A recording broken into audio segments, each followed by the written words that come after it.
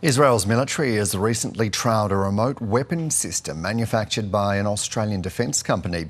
The ABC has been told that counter-drone product, which is marked as lethal, was exported from a US subsidiary of Canberra-based business EOS. Defence correspondent Andrew Green joins us now. Andrew, what can you tell us about this product and why Israel's military is interested in it? What we've uncovered is that earlier this year, the Israeli military did a demonstration, a series of trials on counter-drone technologies, mainly built and designed in Israel. But among the products being examined by Israeli defence officials was what's known as the R400. It's designed here in Canberra and is marketed as a lethal counter-drone product. It can strike targets up to 2 kilometres away and is described as high precision. It fires from a 30mm cannon.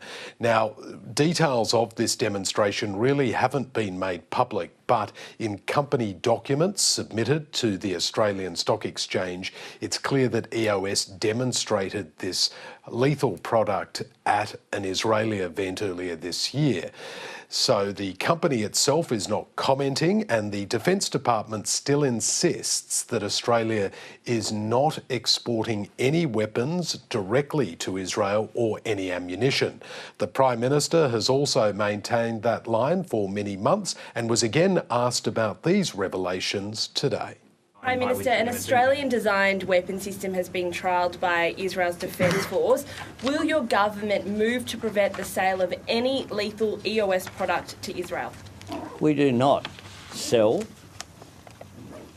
arms to Israel. But you sold parts that have been assembled We in the US. we do not sell arms to Israel. I'm aware of the report that you referred to. We looked into this matter. The company's confirmed with the Department of Defence the particular system was not exported from Australia. Australia does not export arms to Israel.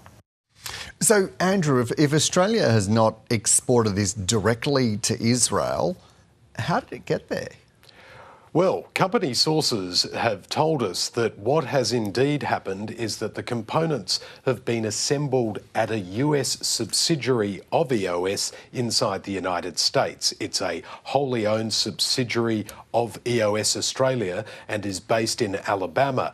They suggest that the parts may have been originally made in Canberra and then sent to the United States, or it was just assembled completely in the United States. In any case, it's then made its way to Israel for this demonstration. There is no evidence that it's been sold to Israel, but it has been trialled by that country's military. And this is a point that the Green Senator David Shoebridge is highlighting, and he is highly critical that this is allowed. What we might be seeing here is the impact of what's called AUKUS Pillar 2, the removal of any controls for the passage of weapons between Australia and the United States, and then Australia permitting the United States to send Australian weapons anywhere they choose. Green Senator David Shoebridge speaking to the ABC. And of course, Defence has strict controls in place. Anyone wanting to export weapons from this country must seek special licences and permits to do so. But what's not clear is how exactly this EOS product, designed in Australia but likely built overseas, then made its way to Israel. Defence correspondent Andrew Green reporting from Parliament House in Canberra.